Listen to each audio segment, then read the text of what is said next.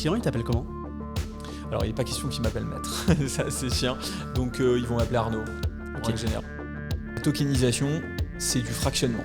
C'est la titrisation du monde moderne qui sort uniquement des aspects financiers pour en réalité arriver à fractionner, à titriser un petit peu tout et n'importe quoi.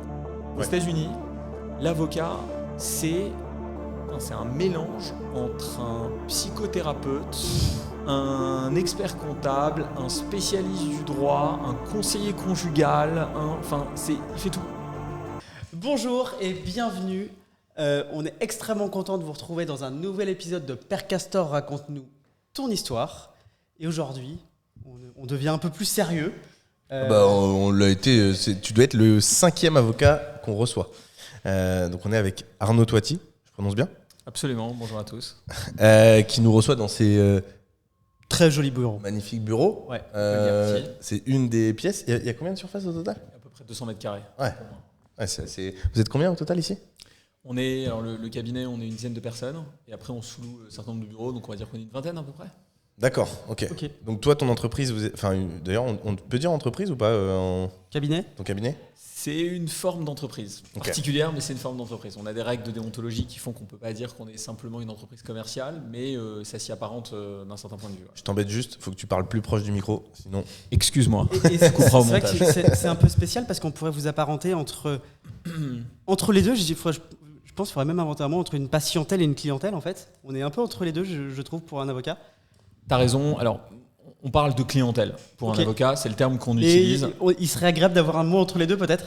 T'as raison, parce que là où il y a une logique qui est assez proche de celle de la patientèle, c'est la fameuse déontologie. Le fait qu'on puisse pas on n'a pas un rapport en réalité au business qui est le même quand on est dans une profession réglementée type avocat ou médecin que quand on est dans une entreprise commerciale classique. Il y a des différences. Évidemment. Bon. Donc le titre du podcast, je te l'ai expliqué brièvement tout à l'heure, mais c'est Père Castor raconte-nous ton histoire. Et l'idée, elle est très simple, c'est de remonter le fleuve ou la rivière de ta vie. Et nous, en tant que Castor, avec Erwan, on va mettre des barrages tout au long de cette vie. Et donc, c'est toutes les questions qui vont nous venir au fur et à mesure. Juste avant qu'on commence sur ton premier souvenir d'entrepreneur ou d'investisseur, pour justement démarrer un peu cette image et pour reprendre l'analogie du fleuve, on va te demander si tu peux te présenter en 1 ou 2 minutes qui tu es aujourd'hui, ton cabinet. Tu vois, j'apprends. Ton cabinet et non ton entreprise. Ce que tu fais au quotidien et voilà. Ok, alors donc je m'appelle Arnaud Toiti, je suis avocat associé donc d'un cabinet qui s'appelle #Avocat, qui est spécialisé dans les nouvelles technologies, dans le numérique. C'est un cabinet qui s'est créé il y a approximativement 10 ans maintenant. On est en réalité très, très start-up dans l'état d'esprit, dans les process, dans la manière avec laquelle on travaille, parce qu'on est un petit peu imbriqué avec l'état d'esprit qui est ceux de nos clients. Précurseur dans plein de sujets, j'imagine ? On essaye, en tout cas c'est l'idée, parce qu'il y a des sujets de prédilection. On travaille beaucoup dans le Web3, donc beaucoup dans tout l'écosystème blockchain, qui est une activité qui est très importante dans le cabinet. Mais pas que. On fait aussi beaucoup d'intelligence artificielle, parce que c'est aussi un sujet, pas simplement depuis Sur la propriété ou sur ce qu'on peut faire, pas faire ? Sur la question de la data. À qui appartient la data ? Oui, à qui appartient la data, comment elle est traitée, et on anticipe aussi un petit peu ce que vont être les futures réglementations, notamment les réglementations européennes qui vont être assez. Il y a un Data Act, il y a un IA Act qui sont assez puissants au niveau européen. Et puis si vous voulez, on a un état d'esprit qui est un état d'esprit de start-upper aussi dans la manière avec laquelle on a conçu le cabinet. Voilà. Donc on est. Ce qui explique peut-être qu'on se sent aussi bien dans ces bureaux. C'est vrai qu'on ressent un peu cet aspect startup. Tu as un hashtag sur le bureau à l'entrée. C'est vrai, exact. On a voulu, ça c'est par parti pris, on n'a pas voulu faire du cabinet entre guillemets une startup du droit pur et dur, si je puis dire, comme d'autres ont pu le faire et l'ont fait très bien. On n'a pas non plus voulu rester un cabinet 100% traditionnel, même si c'est loin d'être une critique et on est une profession hyper respectable, il n'y a pas de sujet là-dessus. Mais on a essayé de trouver un petit peu un entre-deux, c'est-à-dire conserver quand même des codes qui sont des codes d'un cabinet d'avocats, qui ne sont pas ceux d'une entreprise, justement. Et en même temps, essayer d'adopter certains codes qui sont ceux de l'entreprise, notamment dans le rapport qu'on a par rapport au client, dans la manière avec laquelle on approche le client et on travaille avec, surtout. Et surtout en phase avec tes clients. Parce Exactement. qu'aujourd'hui, tes clients, c'est ces gens-là qui vivent comme ça. Exactement. Donc tu dois à la fois, C'est exactement sur tes bases, être en phase avec ton métier, celui que tu défends, mais aussi être audible auprès de tes clients pour qu'ils puissent se sentir, dire ah ok, on est quand même un peu chez nous, même si c'est un sujet où ok. C'est exactement ça. C'est un peu comme les politiques un peu ringards, ils disent entre authenticité et modernité. Tu vois un peu l'idée. Okay. Mais en réalité, l'idée est là. C'est-à-dire qu'il faut garder ce qui fait notre profession et la force de notre profession, et il y en a quand même beaucoup. Et puis à côté, se dire que il faut essayer aussi de faire évoluer les codes et la manière avec laquelle on travaille, que ce soit dans les moyens de communication, que ce soit dans la facturation, que ce soit dans tout un tas de choses. Déjà, le nom. Le nom aussi, c'est vrai, exactement. Ça commence par le nom. Donc voilà, donc on trouve cet entre-deux. Ta communication, tu es présent beaucoup sur LinkedIn. C'est vrai, sur LinkedIn. Grâce à vous, maintenant, on va y avoir un peu de vidéos, un peu de podcast, et c'est quelque chose qui va être travaillé, qui va être cultivé dans les mois et dans les années qui viennent, parce que maintenant, on a besoin de toucher les gens de manière différente, on a besoin de parler de droit de manière différente. Tout à l'heure, j'évoquais la blockchain et l'IA. L'IA, c'est pas que du droit, c'est aussi de l'éthique, beaucoup. Et je pense que justement, le rôle d'un avocat, c'est pas simplement d'avoir simplement un point de vue purement juridique des choses, même si c'est nécessaire. Demain, vous créez tous les deux une boîte en matière d'IA. Vous allez avoir besoin d'avoir un avocat ou un cabinet qui vous accompagne. Il n'y a pas de sujet là-dessus. Maintenant, il y a aussi des sujets éthico-juridiques. Maintenant, il y a aussi, c'est pas que appliquer les textes, c'est aussi se demander comment on va les appliquer. C'est aussi se demander éventuellement s'il n'y a pas des conséquences derrière, d'un point de vue réputationnel, par exemple. Ce ne serait pas forcément purement juridique. Parce que les gens ont intégré que le droit sans l'éthique, ça ne fonctionnait pas et vice-versa. Tu nous demandais, ça me permet de rebondir et après du coup on va enchaîner sur ton premier souvenir. Mais c'est forcément déjà intéressant, donc il y a plein de choses qui viennent. Mais hier on était avec quelqu'un que tu dois connaître, j'imagine, si tu as tous tes sujets-là, qui est Francis Lelong. Et donc on était avec lui hier, tu nous demandais qui passe sur le podcast. Alors j'ai dit tout à l'heure, je le redis là, donc il va vraiment falloir que je concrétise avec lui. Mais hier il nous a dit qu'il voulait passer, donc on lui a demandé et il nous a dit avec grand plaisir. Très simplement. Donc, et lui qui est un acteur, j'imagine, assez important dans l'IA, avec qui tu dois t'amener peut-être de temps en temps à échanger. C'est quoi ton premier souvenir ? Ça date de quand ? C'était où ? Tu faisais quoi ? Alors, avant de parler du premier souvenir, il faut comprendre la genèse de comment c'est arrivé. En fait, je pense que c'est ça qui est intéressant. C'est que j'ai fait des études de droit en France et aux États-Unis. Déjà, quand on passe du temps, pour ceux qui sont allés aux États-Unis, c'était en 2008-2009. J'ai fait une partie de mes études à Chicago. En fait, quand on rentre dans cet écosystème-là, on s'aperçoit que l'entrepreneuriat, ils l'ont un peu chevillé au corps. C'est-à-dire que c'est structurel, c'est dans leur manière d'être en fait. Ça fonctionne comme ça, c'est presque sociétal, la vision entrepreneuriale des choses. Donc finalement, assez vite, c'est quelque chose qui m'a attiré, qui m'a donné envie. Je me suis dit, ok, j'ai envie d'entreprendre, je ne savais pas trop comment. Et c'est vrai que quand on fait des études de droit, le premier réflexe, c'est plutôt d'aller dans un cabinet. Enfin, le premier réflexe, pas toujours, mais en tout cas, mon premier réflexe a été de me dire, ok, je vais d'abord travailler pour d'autres personnes, je vais me former, je vais essayer de voir un petit peu si effectivement cette envie d'entreprendre est toujours aussi forte ou si finalement je vais rester collaborateur comme d'autres, ce qui n'est pas du tout une critique et chacun a sa trajectoire et son parcours. Donc j'ai commencé dans des grosses structures anglo-saxonnes, puis dans des plus petites structures, toujours un peu anglo-saxonnes parce qu'il y avait l'idée de se dire que si j'étais Quand tu dis grosse structure, tu as un nom de la première structure où tu étais ? Alors j'ai fait des stages dans des structures type Linkletters, qui est une structure anglaise, ou Well Gotshal & Manges, qui est une structure américaine. Après, j'ai fait aussi des collaborations dans ce type de structure-là. Et finalement, ça a de très bons côtés, parce que c'est extrêmement carré, extrêmement normé. On a des gens qui sont brillantissimes, avec un niveau de rigueur. C'est un peu Suits ou pas ? Pour ceux qui ont vu la série ? Excellente série. C'est une de mes séries préférées, que j'ai dû voir plusieurs fois, toutes les saisons.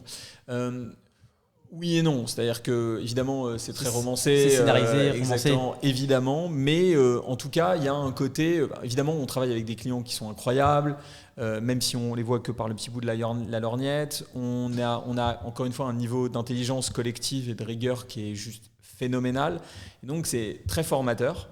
Mais en même temps, je me sens comme un oiseau en cage. Je suis pas dans mon élément. C'est pas mon truc. Toi, tu te sens pas forcément à ta place, mais du coup, ce qu'on voit dans Suits, il y a quand même une grosse partie de vrai. Où si c'est quand même vraiment. En fait, c'est difficile de parler de Suits parce que, mais on peut en parler parce qu'encore une fois, j'adore la série. C'est que le système anglo-saxon et le système français est pas du tout le même, et que dans Suits, il passe beaucoup de temps à il négocie de manière très agressive. Et puis il négocie avant. Oui. Le process qu'on On imagine moins en France peut-être, je sais pas. Non, ça existe aussi. Non, bien sûr, Ok, il y a d'accord. beaucoup de négociations et d'ailleurs on développe justement des modes alternatifs de règlement des conflits. Donc non, je crois pas. Mais enfin, t'as raison dans ce que tu dis, mais on est beaucoup dans la négociation aux États-Unis. Peut-être qu'en Europe et en France on l'était, en tout cas basiquement un peu moins. Ok. Mais la différence c'est quoi ? C'est que bon, déjà ils sont très agressifs aux États-Unis. On peut l'être, mais on l'est peut-être un petit peu moins. Et aussi et surtout, je sais pas si du coup. La série, vous la connaissez évidemment, mais il passe quand même un temps infini à négocier devant les magistrats, en one-to-one, devant les procs, etc. Ça n'existe plus, ça ?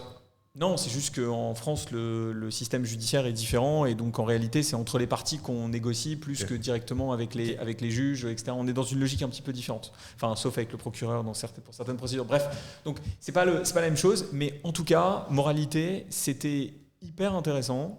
Mais je me sentais pas à mon aise. Je me souviens d'avoir une discussion avec certains partenaires à l'époque qui me disaient ok, on sent que c'est pas ton truc, on sent que t'es pas dedans, que c'est pas là que t'as envie de te développer. Et donc, si vous voulez, de fil en aiguille, à côté, j'ai des amis qui créent des boîtes, forcément, qui créent des startups. On est avant Macron, hein. On est en je dis avant Macron parce qu'il est quand même arrivé avec le côté voilà. Quand il était ministre de l'économie, c'est ce que tu veux dire. Ouais. Startup Nation, etc. Machin. Bon. Peu importe de ce qu'on en pense, en tout cas la réalité c'est c'était le message, un des messages qu'il a été amené à véhiculer. Et donc c'est vrai que comment vous dire, si vous voulez, j'étais hyper sollicité par des amis à droite à gauche, donc j'accompagnais en perso.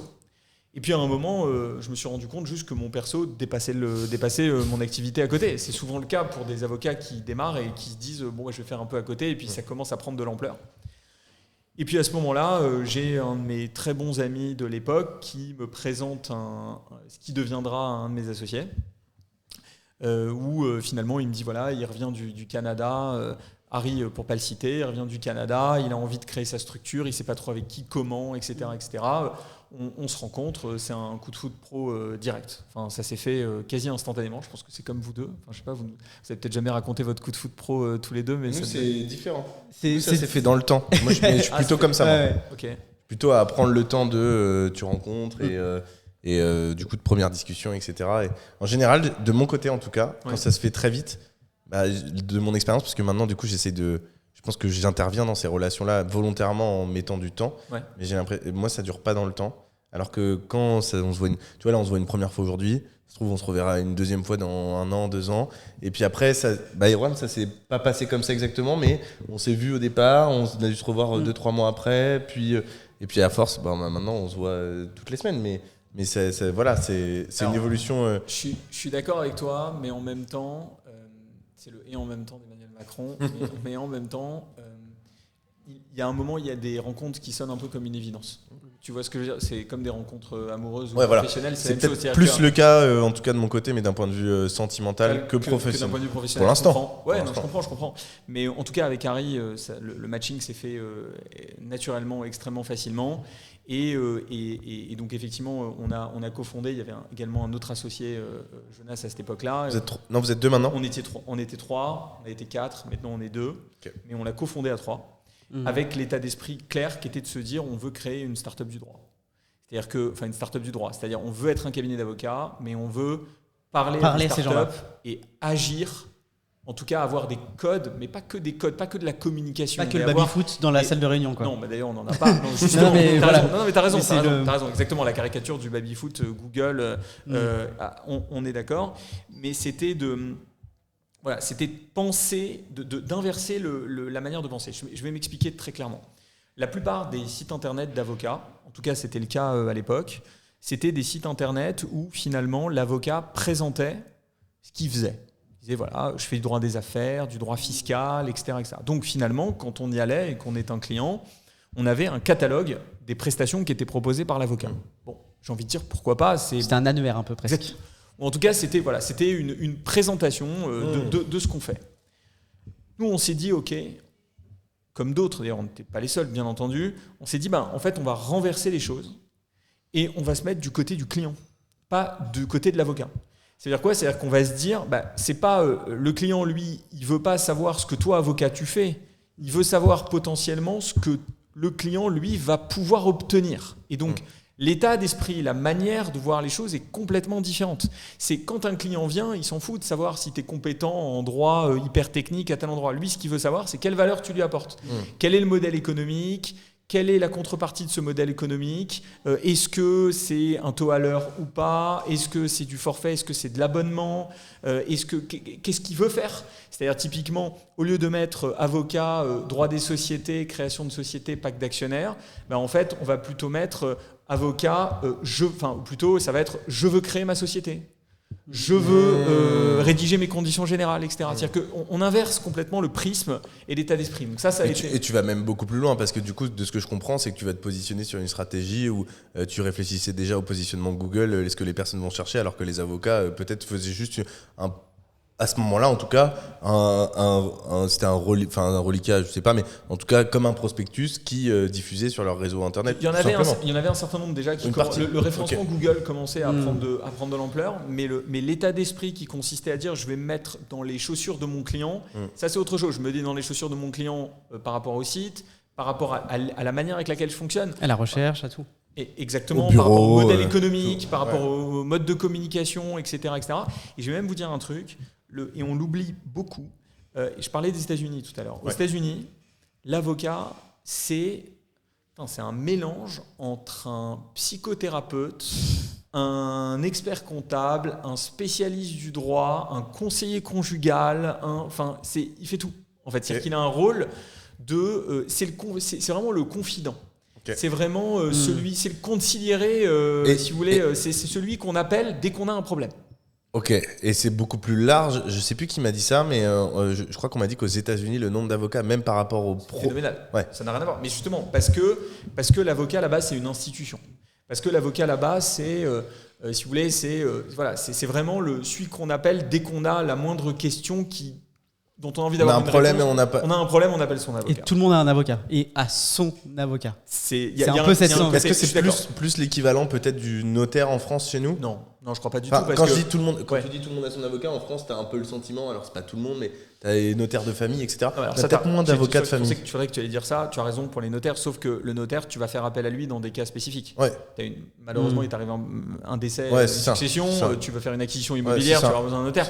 Mais en réalité, l'avocat aux États-Unis, c'est l'avocat, tu vas en gros faire appel à ton avocat un peu sur tous les sujets, ou plusieurs avocats d'ailleurs. Donc, ils ont l'avocat cheville au corps, c'est un truc qui les... Voilà, c'est un avocat de famille pour tous les... Enfin, chaque... Ils peuvent avoir différents avocats pour différentes disciplines, mais en tout cas, ce que je veux dire, c'est qu'ils font appel extrêmement facilement à l'avocat.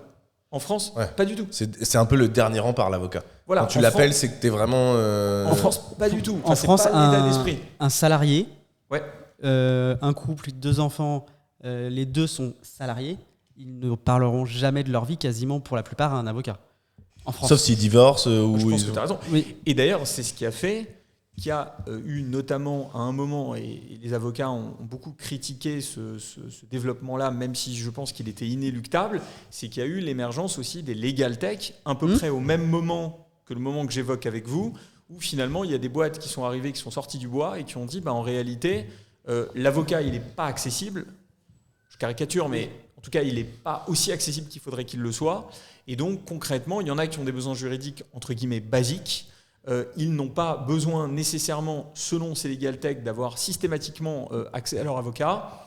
Et donc, ils vont passer par une solution automatisée, en tout cas qui a un certain nombre de tâches automatisables sans conseil juridique. Est-ce que ça veut dire que ça fonctionne bien en France et du coup, ces legal tech fonctionnent moins aux États-Unis parce qu'on a où ça fonctionne de la même manière ? Il y en a qui fonctionnent extrêmement bien aux États-Unis aussi. D'accord. En réalité, elles fonctionnent d'ailleurs en général, c'est un peu des rampes de lancement pour l'avocat. C'est-à-dire qu'elles servent à mettre en relation avec l'avocat lorsque l'avocat est vraiment utile, mais pour des choses un peu basiques, on passe par... T'as l'équivalent en France. Manoa nous disait tout à l'heure qu'il avait eu un souci et qu'il avait appelé une legal tech et qu'il mettait en relation.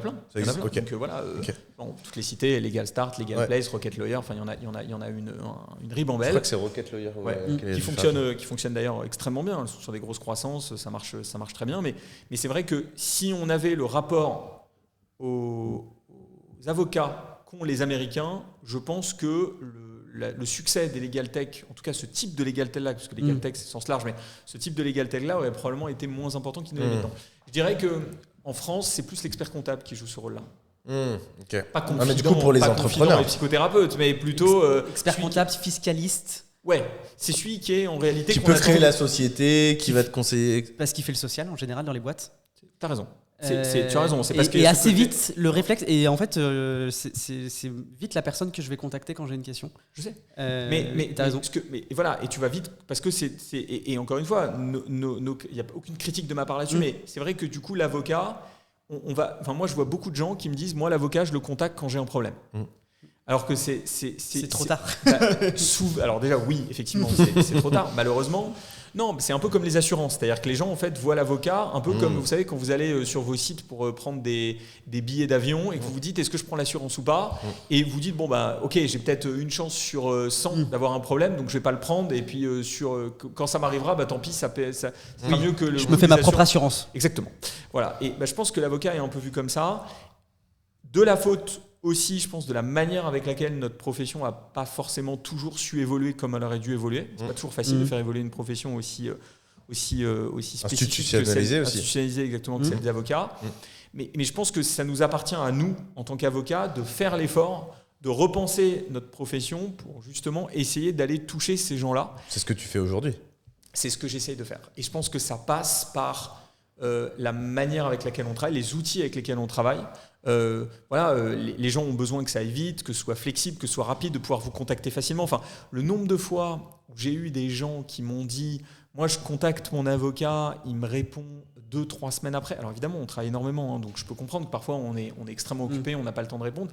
Sauf que concrètement c'est difficile de pouvoir travailler avec un partenaire de confiance si quand on a un besoin il nous répond plusieurs semaines après. Donc il faut trouver une organisation, un modus operandi, pour faire en sorte de pouvoir être réactif. Et puis il y a le modèle économique aussi. Vous savez, quand vous êtes, la première question que vous avez eue, c'était de me dire est-ce qu'un cabinet d'avocats c'est une entreprise ?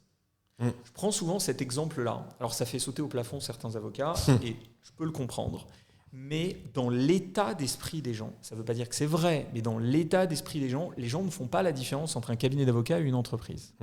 Et dans le cadre de la tarification des honoraires, par exemple, c'est un cas, si vous voulez, très représentatif. Pourquoi ? Demain, vous avez une voiture, l'un ou l'autre. Vous avez un problème dans votre véhicule, vous allez voir votre garagiste, vous laissez votre voiture. Est-ce que vous laisseriez votre voiture à un garagiste si le type vous disait eh ben, tu sais quoi, je garde ta voiture et puis quand je te la rendrai, je te dirai combien ça coûte. Ça n'existe pas. Ça n'existe pas. Vous allez lui demander un devis avant. Vous allez lui dire dis-moi ce qu'il en est dans ma carrosserie, dans mon moteur, fais-moi un devis, une proposition, etc. Les avocats, on est sur une logique qui est parfois différente. C'est-à-dire qu'on paye après coup. Pour être allé voir un avocat pour faire des contrats, c'était il y a 2 ans, 1 an et demi, 2 ans, j'étais allé voir plusieurs avocats.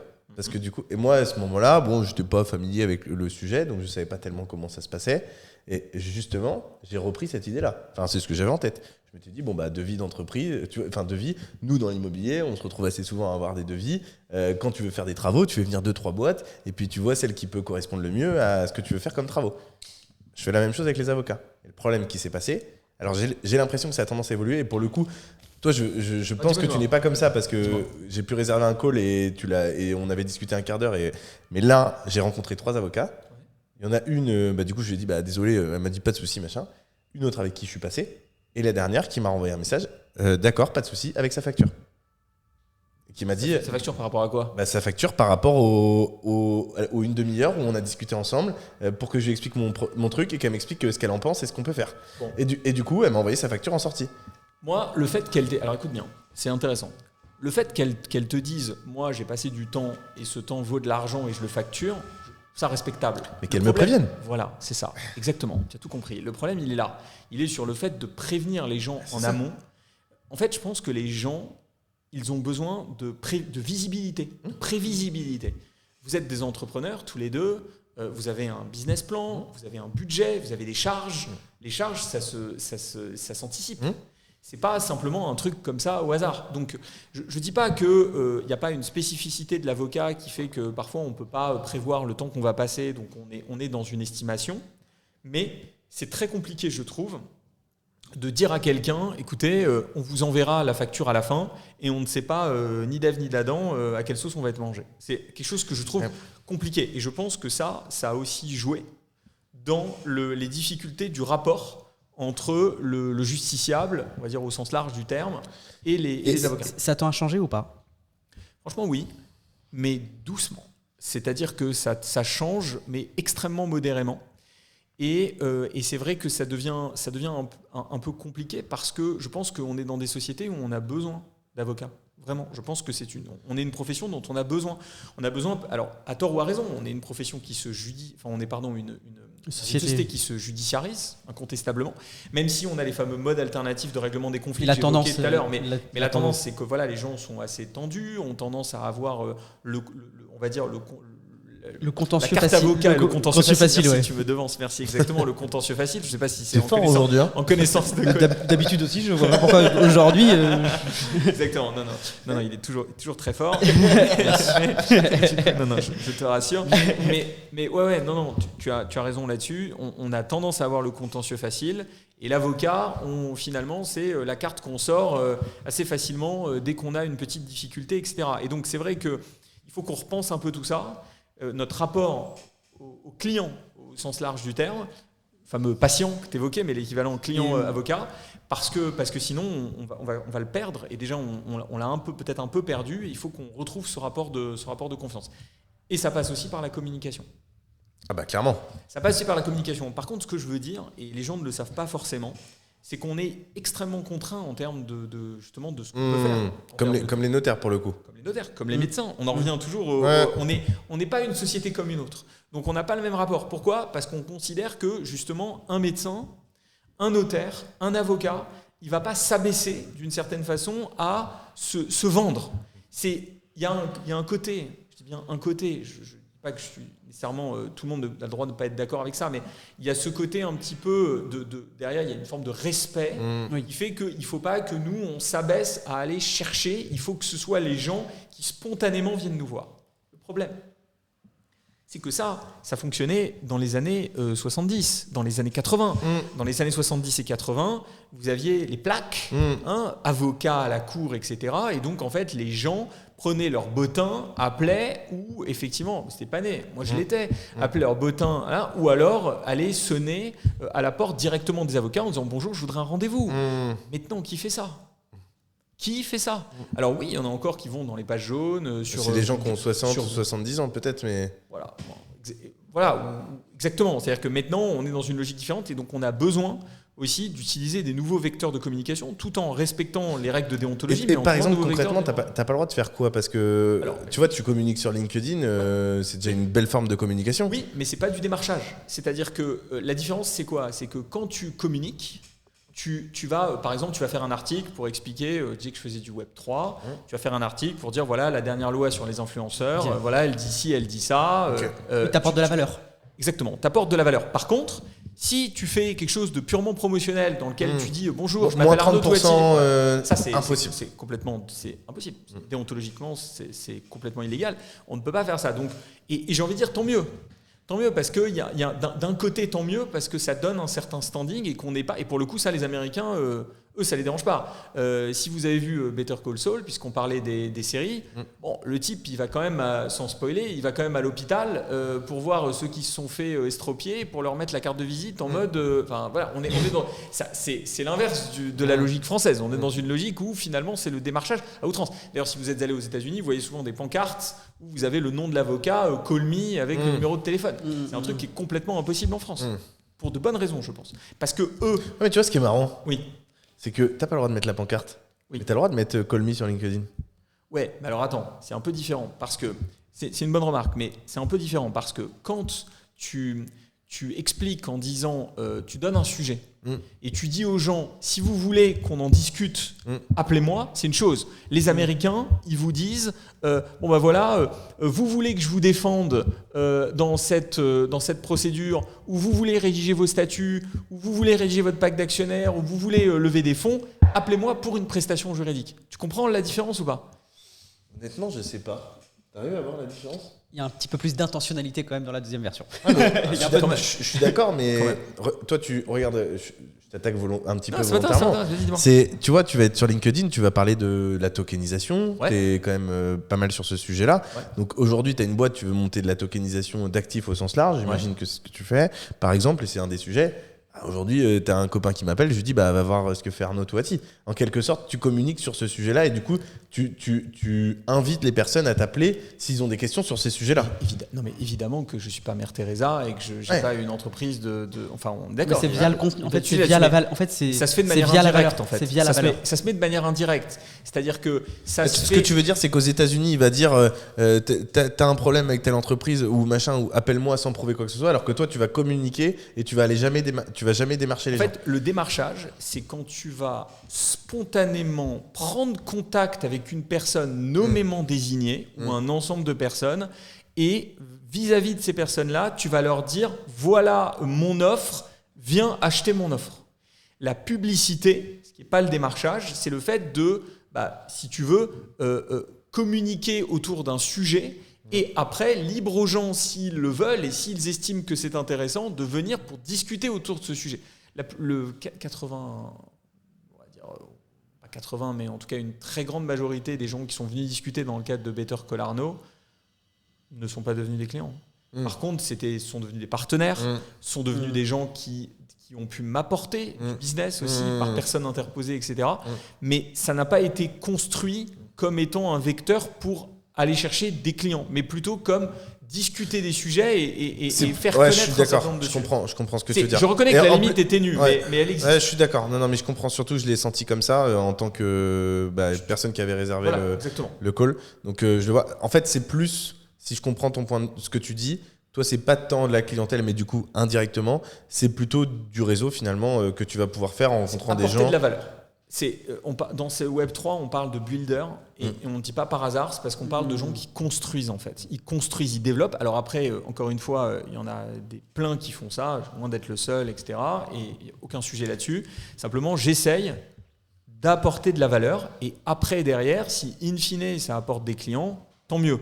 Mais il n'y a pas la démarche intentionnelle de se dire « Ok, je vais faire quelque chose » dans le but de... Et moi, je vais te dire un truc, je te challenge volontairement, mais je trouve ça très bien. Parce que là où moi, piégé, j'en sais rien, mais en tout cas, je suis allé voir une personne voulant bien faire. Je pense qu'elle l'a pris un peu mal, peut-être que je la choisisse pas, mais moi, ça me paraissait normal, en fait, de consulter plusieurs cabinets, tu vois, comme je disais, je consulte plusieurs entreprises quand je fais des travaux. Alors après, tu as tes partenaires, une fois que tu as travaillé avec eux, mais au départ, il faut bien sonder un peu ce qui se passe sur le marché. Je trouve ça très bien, parce que toi, en fait, tu ouvres la porte en disant... Ok, je suis un avocat. Ok, il y a tout ce qu'il y a derrière le monde avocat. Mais moi, les gars, peu importe qui vous êtes, vous réservez, les gars et les filles d'ailleurs, vous réservez 15 minutes, on discute. Et après, wait and see, on verra ce qui se passe. Absolument. Et ça, moi, c'est comme ça que je l'ai vécu. Donc, c'est comme ça que c'est pensé. D'ailleurs, ceux qui font du Google, notamment du Google AdWords, peuvent être parfois extrêmement agressifs, pour le coup, dans leur démarche. Mais comme ça passe pourquoi ? Parce que c'est, encore une fois, c'est pas du démarchage, en ce sens que ce sont pas ceux qui font des annonces Google. Le AdWords, c'est pas considéré comme du... Comment ? Le AdWords, c'est...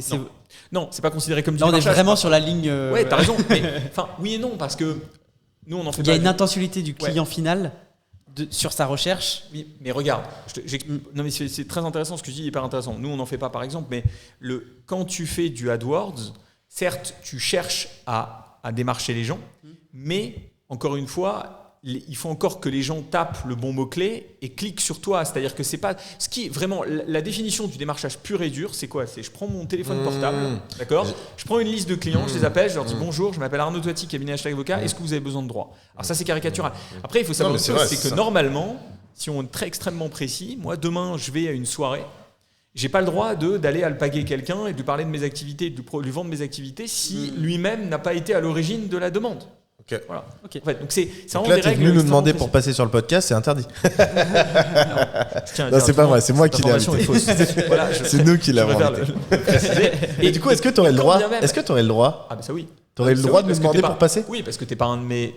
En fait, non, que je sois clair. Il faut qu'il y ait une notion de facturation derrière. Oui, il y a une notion. Exactement. C'est-à-dire que si par contre, à un moment, tu me vois à une soirée alpaguer quelqu'un et lui dire.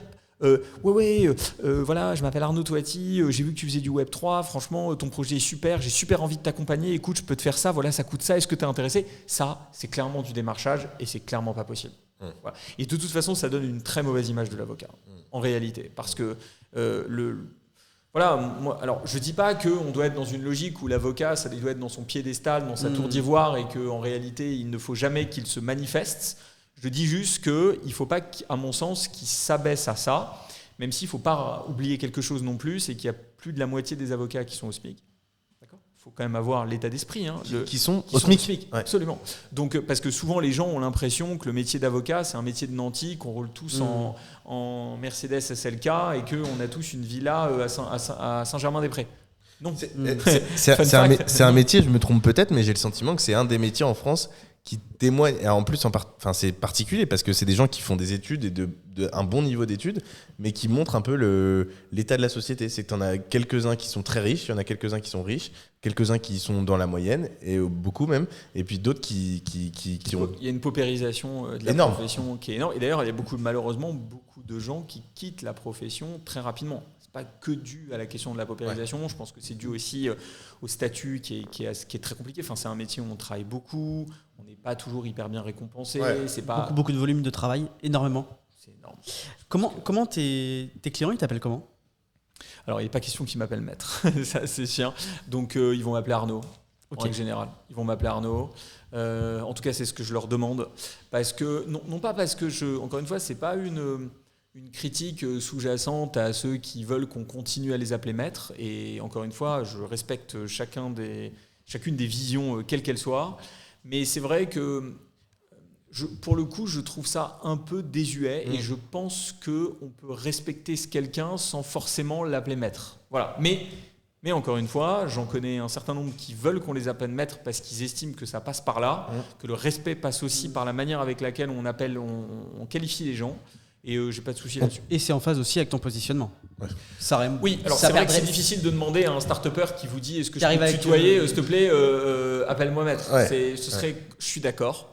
Maintenant, après tout, why not ? Enfin, je veux dire, pourquoi pas ? Ouais. Est-ce que maître, tu veux bien me donner c'est un peu bizarre, quoi. C'est un Mais peu c'est étonnant. intéressant de voir que tu vas jusque-là dans ton approche différente de ce métier, parce que je pense que tu fais partie des gens qui voient ce métier d'une manière un petit peu différente. Et ça se concrétise par des faits comme ça concrets, quoi, réellement. C'est vrai. Après, honnêtement, je pense qu'il n'y a plus beaucoup Ça d'avocats. va de plus en plus. Ouais. Il y a Non, plus mais beaucoup bien sûr. d'avocats Non, qui, Et structurellement est-ce qu'on a, et statistiquement. en plus, on n'a pas tendance à avoir justement ce retour un peu à cet avocat. Alors peut-être en particulier avec les entrepreneurs. Moi, j'ai peut-être pas encore le cas aujourd'hui avec un avocat parce que j'y ai pas été confronté. Mais tu vois, avec mon comptable, expert comptable, mon notaire, on se tutoie. J'envoie un message sur WhatsApp. Enfin, c'est jamais. D'ailleurs, un expert comptable, je sais pas s'il y a déjà eu un titre pour ce métage-là. Mais en tout cas, si. Tu veux dire un titre Ouais, type genre, maître type- non, pardon, j'ai pas Et compris. il y a eu notaire, par contre, c'est maître aussi. Je crois que j'ai jamais appelé un seul notaire maître. Et parce que je trouve. Au contraire, je pense que moi aujourd'hui, quelqu'un qui me dit appelez-moi maître, je pense que ça me. Ouais, ça te rebute un Ouais. petit peu. En fait, je pense qu'il faut. C'est comme dans tout dans la vie. Ce que je vais dire est un peu banal, mais c'est une question d'équilibre en fait. C'est-à-dire que Une c'est une nuance et question. d'équilibre. Ouais, et je pense que le respect ne passe pas par la manière avec laquelle on va qualifier les gens, mais pour autant, je respecte totalement ceux qui ont cette vision-là, et je pense qu'il faut, juste trouver le bon interlocuteur.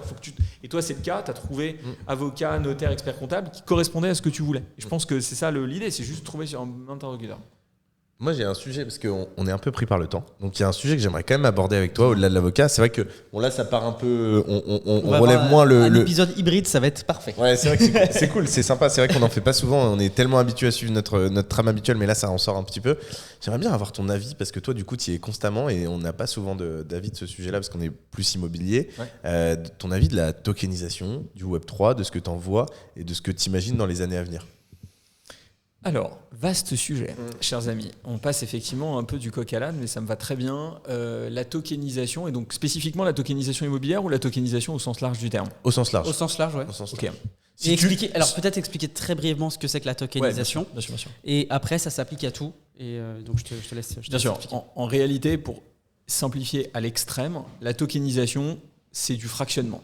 C'est la titrisation du monde moderne qui sort uniquement des aspects financiers pour en réalité arriver à fractionner, à titriser un petit peu tout et n'importe quoi. Pour l'image, c'est le papier qu'on te donne. J'en ai jamais acheté, mais j'imagine quand tu achètes une Rolex, on te donne un papier pour te le certifier. Maintenant, on le met en ligne. Exactement. Ça peut être ça. Oui, Alors, et c'est on une pourrait- des pistes. Et on pourrait imaginer que cette Rolex qu'on achète, on pourrait la diviser en 100 petits Ouais. blocs Voilà, et j'aime l'acheter de manière Exactement, individuelle. c'est Et que, bien. voilà. Voilà, bah, tu viens de donner les deux exemples parfaits, c'est-à-dire que c'est l'exemple du j'ai un NFT, parce que c'est Le souvent NFT, ça oui. pour l'authenticité de ma montre, et en même temps je vais, comme tu dis, partitionner en fait de manière virtuelle, je dis bien de manière virtuelle, la propriété de ta montre, sauf qu'en réalité, en droit français, on ne peut pas... Enfin, le seul système de réelle copropriété qu'on ait, il y en a deux. Il y a un abus de langage. C'est si vous êtes propriétaire, on dit que vous faites partie d'une copropriété, mais en réalité, vous n'êtes pas copropriétaire, vous êtes propriétaire de votre bien. Mais on considère que la copropriété, l'abus de langage, c'est le fait d'être dans un groupe d'autres propriétaires. C'est pas la vraie copropriété. Et la deuxième copropriété, c'est l'indivision. On parlait tout à l'heure de succession, etc. L'indivision, c'est malheureusement quand effectivement il y a un décès et que vous êtes amené à être plusieurs, à être propriétaire d'un bien, par exemple. Simplement, Ou pas que d'essai, hein. Tu peux acheter que. J'allais le dire, pas que décès. Je suis venu sur le décès. Je sais pas pourquoi on en parlait. Je sais pas pourquoi je pensais notaire, je Parce pensais que décès. Pardon. très souvent, Mais- c'est comme ça que ça se. Parce Oui, qu'en c'est fait, vrai. une indivision. C'est je pas crois que en matière de décès. Est-ce qu'une des premières phrases de l'indivision, il me semble que nul n'est su. Merci, j'allais le dire. Bah voilà, tu Bah, m'as vas-y, non, devancé. vas-y, Voilà, tu auras exactement. les- C'est parfait, mais tu tu auras es les- très bon, tu es avocat. Tu auras les mots précis, donc je te laisse. Mais ce sont les très bons mots. Nul n'est censé rester dans l'indivision. Autrement dit, et c'était mon deuxième point, merci de m'avoir devancé, tu as à la fois copropriété qui n'existe pas, qui est la copropriété dans le cadre où tu es propriétaire d'un ensemble immobilier, et puis tu as le deuxième, enfin d'un immeuble, et puis tu as le deuxième cas, c'est effectivement l'indivision, sauf que nul n'est censé rester dans l'indivision. Tu as parfaitement raison, ce n'est qu'un statut temporaire.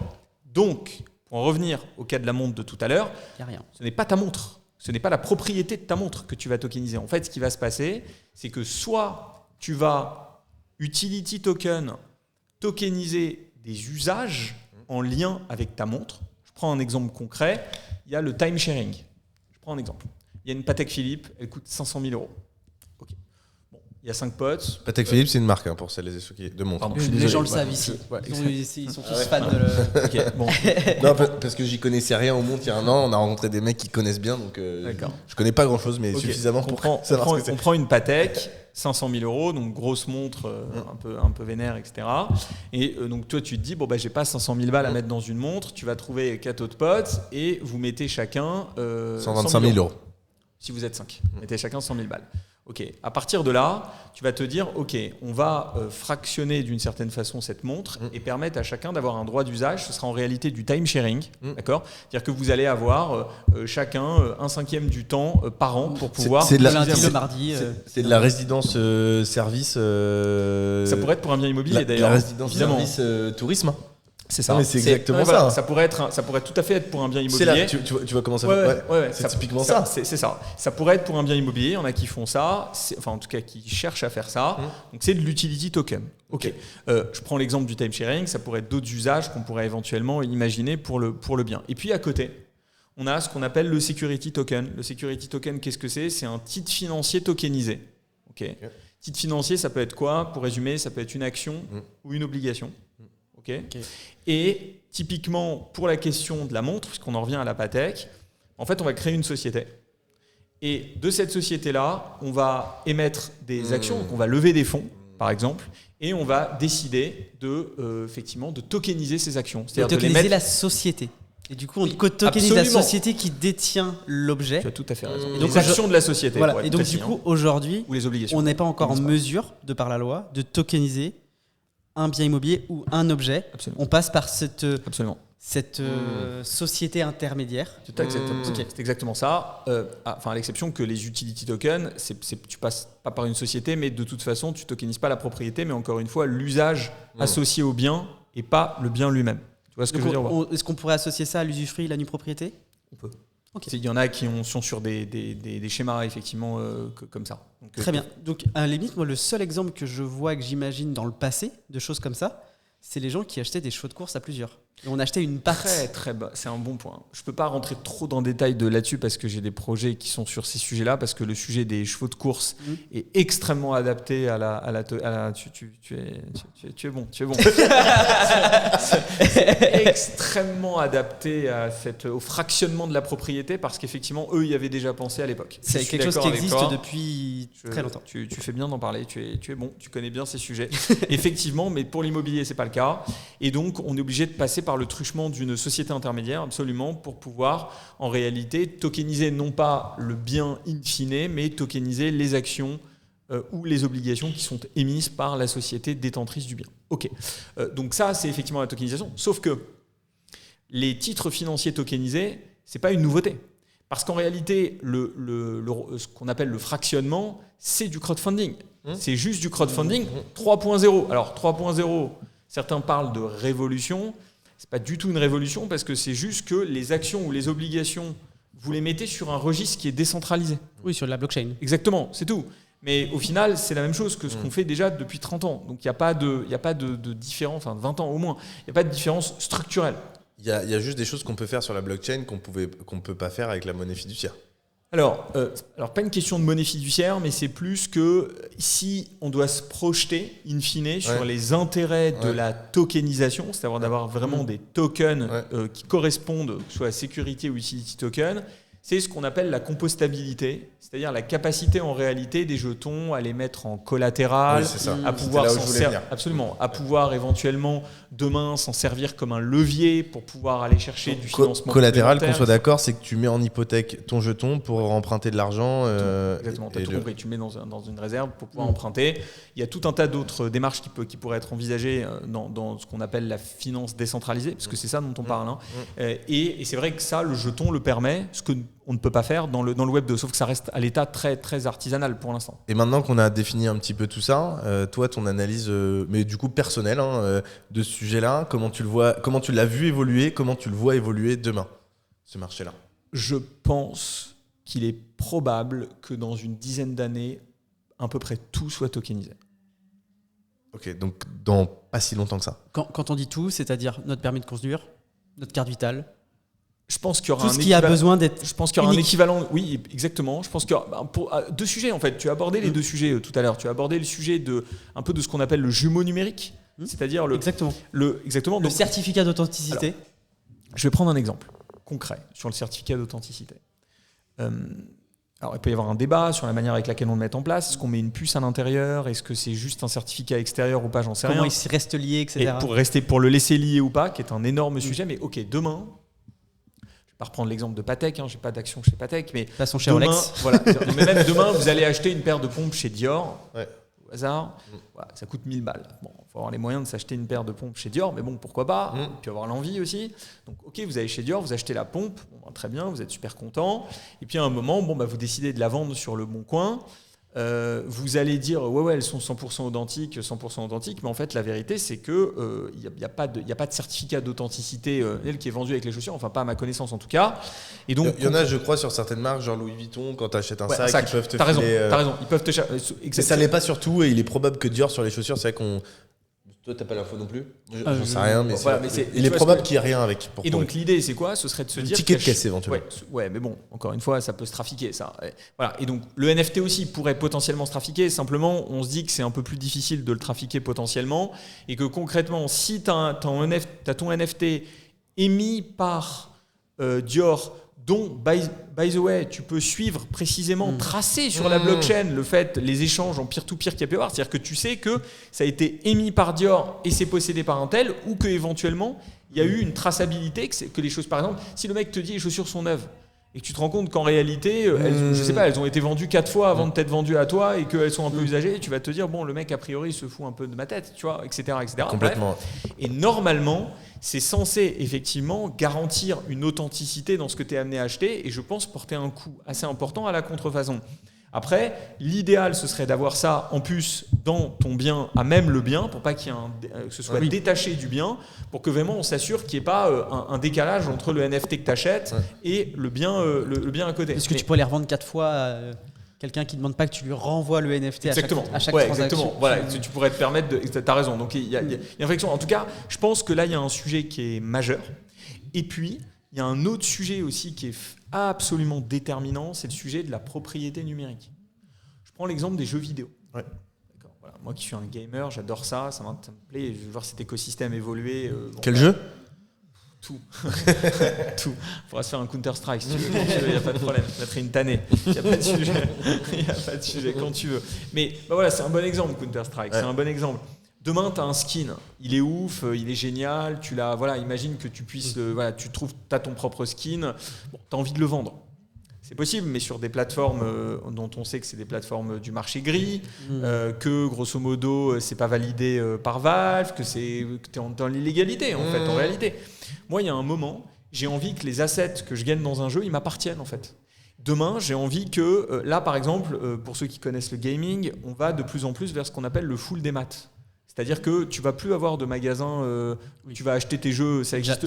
Déjà, qui c'est qui achète ces Blu-ray Quasi personne. Micromania, je sais même pas s'ils ont. Ils sont en train de malheureusement, j'espère qu'ils vont tenir, mais malheureusement ils sont en difficulté. Ils se sont rabattus sur toutes les goodies, etc. En fait, tu as un store aujourd'hui sur les consoles, tu as un store, la même chose que les applis de l'iPhone en fait. Ça existe depuis très longtemps. T'as raison. C'est comme ça que ça fonctionne. Mais ce que je veux dire, c'est que mettons toi demain. T'achètes, allez, je sais pas, j'en sais rien, le dernier Spider-Man 2 sur PlayStation 5 là, qui va sortir dans les prochains jours. Ok, t'achètes ça 80 balles, t'y joues, au bout de 20 heures tu l'as fini, a priori ça ne demandera pas beaucoup plus de temps. T'as envie de le vendre. Tu fais comment ? Tu peux pas. Alors qu'un NFT. Alors que demain c'est ton NFT, y a un marché secondaire. Toi, tu peux vendre ton NFT. Sony peut prendre son pourcentage sur les reventes en marché secondaire. Royalty sur le NFT, parce que ça peut, dès l'émission, on peut définir des royalties aux créateurs. Et qui plus est, donc il y a une partie qui va à Sony, une partie qui va à Insomniac Games, une partie qui va... Enfin, c'est pas... En gros, c'est ce qu'on veut en fait. Voilà. Ça va dire l'objectif, pour moi, c'est là où se trouve vraiment la clé, c'est de redonner de la propriété là où il n'y en a pas. Le game changer, il est là. Alors après, oui, il y a aussi le fractionnement, faut pas l'oublier. C'est-à-dire que surtout demain, chez nous dans l'immobilier, moi je trouve que c'est énorme. Oui, non, mais le fractionnement est phénoménal. Les possibilités de fractionnement sont l'immobilier géniales. Fractionné, tokenisé, je sais pas ton point de vue, mais moi je pense que tu parlais de 100%, ou grosse partie de la société en 2030 qui serait... Enfin, l'immobilier, pour moi, ça va connaître une croissance. Je vais expliquer, oui, mais sauf que la réalité, c'est que je ne vois pas... Ouais, il nous reste 3 minutes. Ouais, d'accord, je ne vois pas... On fera 10 minutes de plus. Ah ouais. Ça va saouler. Tu sais ce que, quand il m'a dit, il aura 14 ans, je vais être très honnête avec toi, j'ai dit, ils disent tous ça au début. Attendez, on continue. Je m'en fous, je décale. On ne fera pas les deux questions parce que ça n'a pas de sens par rapport je décale. Mais alors, pour répondre à ta question, tu as raison. Sur la tokenisation, pour moi, il y a deux endroits où vraiment ça va révolutionner les choses. Il y a la tokenisation effectivement en matière immobilière, mais pour l'instant, on n'y est pas à la révolution. Pourquoi ? Parce qu'il ne faut pas oublier que la tokenisation, c'est du crowdfunding plus. Et que le crowdfunding, il a joué son rôle, mais ce n'est pas non plus une révolution. Enfin, tu vois, la réalité. Là où il y a une différence, et là où ça peut vraiment être un game changer dans l'immobilier, pour être précis, c'est quoi ? C'est que quand tu fais de l'immo, tu es ultra dépendant des banques. Ce que je dis, c'est extrêmement... c'est encore une fois un lieu commun. D'ailleurs, pour étayer ton propos, on voit typiquement que l'État gère le marché immobilier, puisque jusqu'alors, ils n'avaient pas augmenté les taux et ça te donnait une dynamique pas possible. Et là, dès qu'ils augmentent les taux, le marché stagne. Merci de le préciser. Donc, il y a une dépendance bancaire qui est énorme.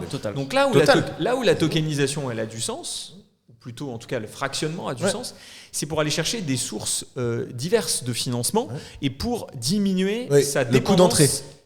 Absolument, déjà diminuer le coût d'entrée et diminuer sa dépendance à la banque. Oui, du fait du coût d'entrée. Exactement, tout est lié. Donc il y a plus de liquidité. Donc, de ce point de vue-là, c'est effectivement assez smart. Par contre, j'aurais besoin de savoir si...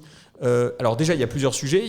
Pour moi, il faut qu'il y ait un vrai intérêt de la tokenisation par rapport au crowdfunding, que pour l'instant, je ne vois pas vraiment. Parce que tout ce qui est collatéral. Oui, mais tout ce qui est compostabilité, pour l'instant, il n'y a pas vraiment de solution à proprement parler. Il y a Realty aux États-Unis, mais en Europe, en France, j'en ai pas vu. Mais ils arrivent, Realty, là. C'est vrai, monsieur, ils arrivent, mais il y a un régime qui s'appelle le régime pilote, qui permet d'avoir une vraie liquidité de marché secondaire. J'attends de voir ce que ça va donner. Pour l'instant, j'ai pas de cas concret, donc je peux pas vous dire ça va être un game changer. Si c'est pour que ça soit comme dans la finance traditionnelle pure, je ne sais pas. Et puis, il y a la tokenisation de la finance traditionnelle. Tokenisation de la finance traditionnelle, ça peut être un game changer. Avoir un ETF Bitcoin, enfin ça c'est. On l'attend. Bah ouais. On est tous sur les. Si t'as des Bitcoins, je pense que tu fais plus que de l'attendre. D'ailleurs, il y a un journal américain qui a sorti que soi-disant la SEC aux États-Unis. Au moment où on tourne, c'était il y a 2 jours. Voilà, on a un bump de 9% en 2 heures. Et c'est venu se repositionner. C'est une dinguerie. Vous savez d'ailleurs, en ce propos-là, il y a quelqu'un qui m'a interrogé sur LinkedIn et qui m'a dit ouais, mais du coup, est-ce que c'est pas sanctionnable, ce genre d'attitude, etc. Pour l'instant, non. Mais il y a une réglementation européenne qui arrive. Oui, mais attends, il y a une réglementation européenne qui arrive sur les manipulations de cours. Parce que moi, je veux bien que le journaliste, que je respecte par ailleurs. On parle d'un stagiaire. Voilà. Les données officielles, ils seraient en train de nous faire croire que c'est un stagiaire qui annonce l'ETF Bitcoin qui va révolutionner l'écosystème. J'y crois pas une seule seconde. J'ai quand même un doute aussi. Maintenant, si c'est un journaliste qui a fait une erreur, c'est tout à fait respectable. Mais si c'est une manipulation de cours cachée, ça c'est sanctionnable, pas tout de suite, là maintenant c'est pas sanctionnable, mais ce sera sanctionnable très bientôt. Parce que 50 millions d'euros ont été liquidés pour ceux qui avaient shorté. Tu viens de le préciser. Donc l'impact financier pour certains est colossal. Donc, et en fait, comme le Bitcoin, ça reste nouveau et il y a peu de liquidité, la moindre manipulation de marché, c'est pas 2% comme sur LVMH ou 1%, c'est 9, 10, 15, 20%. Excellent point. J'ai vu aussi, absolument. Tu as raison. Donc c'est pour ça que il faut savoir que la réglementation MiCA, la réglementation européenne, elle encadre enfin les manipulations de cours en matière de crypto-actifs, ce qui n'était pas le cas, ce qui n'est pas le cas maintenant, puisqu'il n'y a que les marchés financiers qui sont concernés par les manipulations de cours. Si on se base vraiment exclusivement sur les textes, pour que vous ayez que ce soit d'ailleurs, là je parle de l'Europe, mais que vous ayez vraiment ces éléments. Donc en gros, tokenisation de l'immobilier, effectivement, je pense que c'est un sujet. Je ne sais pas si ce sera le seul sujet, mais c'est un sujet. Tokenisation, fractionnement global, authenticité, gaming. Tu imagines, propriété numérique, en tout cas. Ouais, propriété numérique. Tu imagines un vrai changement, du coup, dans les prochaines années, d'un point de vue immobilier, sur les transactions ? Là, aujourd'hui, la tokenisation immobilière, ça représente quoi ? 0,00 Ça représente rien. Je vais envie de te dire, ça dépend, je pense, de plusieurs choses. Et à mon avis, le point déterminant, c'est est-ce que la crise financière que nous connaissons, notamment au niveau bancaire, la crise des taux, est-ce qu'elle va durer dans le temps ou pas ? Parce que la réalité, c'est que si elle dure peu de temps, quand je dis peu de temps, de toute façon, on y est, je pense, encore quelques années, mais si elle dure peut-être, je ne sais pas, 2 ans. 2 ans, exactement. À mon avis, la tokenisation sera un game changer, mais peut-être beaucoup plus tardivement que si cette crise bancaire des taux, elle se prolonge. Et donc, dans ces cas-là, selon moi, il y a une opportunité, une fenêtre de tir pour que ça devienne vraiment presque impératif. Pas forcément exclusivement, mais plutôt en complément d'un financement bancaire. Une alternative. Moi je verrais plutôt un complément qu'une alternative. Pour l'apport personnel ou pour des promotions immobilières, par exemple, qui ont besoin d'avoir un apport au départ, ce genre de choses. Tu crois pas que l'immobilier fractionné et la tokenisation dans le même moment, c'est pas une sorte de marché boursier des entreprises à l'époque qui se développe ? C'est-à-dire qu'à l'époque, tu avais une entreprise où tu rachetais une entreprise, j'imagine. Après, on a lancé la bourse, donc chacun pouvait racheter des actions, des parts de l'entreprise. Est-ce que tu n'as pas le sentiment que... Enfin, moi, c'est mon point de vue. En tout cas, j'ai l'impression que ça, c'est un lancement de marché qui va être énorme, dans le sens où j'ai l'impression que l'immobilier on va pouvoir boursicoter demain. C'est-à-dire que tu vas acheter ce qui est une action d'une entreprise. Demain, tu pourras acheter une action d'un immeuble. Ton point qui est déterminant, c'est celui de la liquidité. Oui. C'est le point déterminant. Si vous investissez tous les deux dans le private equity... Et le ticket d'entrée. Je suis d'accord. Mais vous savez que le private equity, le problème principal, c'est que vous investissez dans une action, mais qu'en réalité, vous êtes bloqué plusieurs années, en moyenne 7 ans. Donc voilà, en fait, le problème majeur, c'est celui de la liquidité. Pour en revenir à ce que je disais tout à l'heure, soit vous avez des utility tokens qui sont de plus en plus rares, en réalité, de plus en plus rares de qualifier un token en utilité. Et bien dans ce cas-là, faut que la plateforme soit régulée pour avoir un vrai marché secondaire et une vraie liquidité, ou alors vous allez vous faire lister sur des places de marché qui existent. Si par contre c'est du titre financier, ce qui est le cas de plus en plus de jetons, parce que vous avez un mouvement de requalification de tous les jetons en titre financier qui est extrêmement agressif, un peu trop à mon goût d'ailleurs, beaucoup trop, eh bien la réalité c'est que si vous voulez avoir un vrai marché secondaire, soit vous vous faites réguler, donc demain c'est un régime qu'on appelle le régime pilote. Pour la petite histoire, il faut être une banque pour avoir un regulatory nécessaire pour faire ça. Donc en fait, finalement, la finance traditionnelle reprend le pas sur la blockchain en contradiction avec les principes mêmes qui étaient l'essence. C'est complètement en contradiction, on est d'accord. Soit vous allez éventuellement sur des protocoles de finance décentralisés. Par exemple, nous, on est en train d'étudier des solutions qui pourraient permettre de créer de la liquidité de manière décentralisée sans avoir besoin d'aller chercher tous ces agréments qui sont extrêmement intéressants parce que ça donne de la stabilité, mais qui, paradoxalement, de manière aussi de l'autre côté, ont tendance, si vous voulez, à créer un marché, un oligopole dans le domaine du Web3, comme on le connaissait dans la finance traditionnelle. Or, c'est exactement l'inverse de la désintermédiation totale. De l'essence. Après, moi, je pense qu'il y a un sujet qu'on oublie là dans la discussion depuis tout à l'heure, c'est le client. Est-ce que le client final, en France, est prêt à acheter le placement préféré des Français, ce qu'ils appellent la pierre, le concret. Je vais te- Est-ce qu'ils sont prêts, à l'échelle, une vraie échelle statistique nationale, à se positionner en immobilier, sur l'immobilier fractionné? Je Et vais- ça, je pense que ça ouais. sera le marché qui nous le dira. Je vais te répondre. Il y a un acteur qu'on est obligé de citer. Ouais, bien sûr. Parce qu'ils J'allais sont- dire Brix. Ouais, bien sûr. Ouais. Parce que on peut toujours critiquer, on peut Bien toujours sûr. dire il y a Ah, ça mais qui va pas, etc. mais- Ils ont déblayé le terrain. Mais il y a un moment, bah, c'est voilà. clair. Mais il y a- C'est mais- clair. mais il y a un moment, eux pour le coup, ils marchent quand même. En tout cas sur le papier, Bah, grave. extrêmement bien.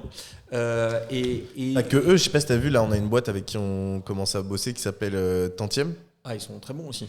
Effectivement. Non mais il y a pas que, évidemment, il y a pas que Brix. Non, mais ce que Il y a je pas veux mal dire, de- c'est. t'as raison, il y a Brix, pas mal de. il y a pas- c'est la boîte qui a lancé ça au départ en France, en tout cas, et qui l'a beaucoup développé. Ça Oui, il y en a d'autres. Je pourrais en citer un certain nombre d'autres, mais c'est vrai que Brix a une telle avance. Ouais. Certes, ils sont les premiers, mais voilà, ils ont alors, on peut leur reprocher des choses, mais ils ont un business model qui est huilé. Et puis, comme à tout le monde, de toute façon, les leaders en général, on leur reproche toujours plein de choses. Hein. C'est toujours comme ça. C'est la règle. Leader plus les premiers à le faire. Voilà, Et y aller. exactement. Leader est premier à faire. Je suis d'accord. Uber, je pense, se sont pris plein la tête. Oui. Mais voilà. Et donc la réalité, c'est que oui, il y a un marché. Après, c'est vrai que bon, par rapport au marché global de l'immobilier, c'est sûr que pour l'instant, ça représente pas grand-chose. Maintenant, si tu prends ça, tu rajoutes Realty aux États-Unis et quelques autres acteurs dans le monde, tu dis qu'il y a un beau potentiel. Mais moi, je dirais un potentiel. Certains ont vu ça en se disant, c'est sûr, dans 2 ans, tout est tokenisé. Non, je pense pas du tout. Je pense que ça prendra du temps. Moi, je dirais une dizaine d'années, 10-15 ans, avant que ça commence à devenir quelque chose un peu de mainstream. Quoi. Ouais, 10-15% du marché. Ouais, max. Je suis pense. assez. Ouais, bah, quand je dis. Ouais, c'est un peu- 100%, c'est un peu- 100% aligné. Voilà. Maximum. Ah, bah alors, parce qu'il y a 10%. énormément d'acteurs qui, pour X ou Y raison, n'iront jamais. Ne Et serait-ce que d'ailleurs, la RP déjà. Exactement. Ils y vont, en ce moment, certains, souvent, j'ai l'impression, histoire de voir, histoire de se dire de manière un peu exploratoire. Oui. Mais de là à dire que ce sera quelque chose de récurrent pour eux, pour le coup, j'y crois assez Alors, moyen. peut-être, mais même si vous avez raison ou pas, enfin 10% du marché immobilier mondial, Mais dans 15 ans. non, mais c'est Mais t'as raison, énorme. c'est colossal. C'est Mais je suis gigantesque. d'accord, mais c'est dans 15 ans. En attendant, là, maintenant, bah, je pense que ça représente vraiment, c'est une part infinitésimale. Enfin, tu vois ce que je veux dire? Ouais, pour mais l'instant, bon, c'est ouais. normal. Mais Realty, quand même, parce que je les ai eu au téléphone pour qu'on bosse avec eux, parce qu'ils me disaient qu'ils arrivaient en octobre-novembre. D'ailleurs, faut que je les rappelle. Je les ai eu au téléphone en août. Ils avaient fait 60 transactions en janvier 2021. En août, en juin, je les ai eu en juin cette année, juin 2023, ils étaient à 1440 transactions. Oui, non, mais c'est- Donc, juste aux États-Unis. Hein. Donc, c'est quand même un marché. Et tu me dis si je me trompe, tu dois avoir l'information. Mais je crois que Binance a dit que le marché d'ici 2030 de la tokenisation immobilière, c'est 3000 milliards de dollars. je peux pas te confirmer cette info parce que c'est possible. Il faut hein, pas c'est écouter tout ce possible, que dit Binance. Mais comment j'ai pas entendu. Comment? Il faut pas écouter tout ce que dit Binance.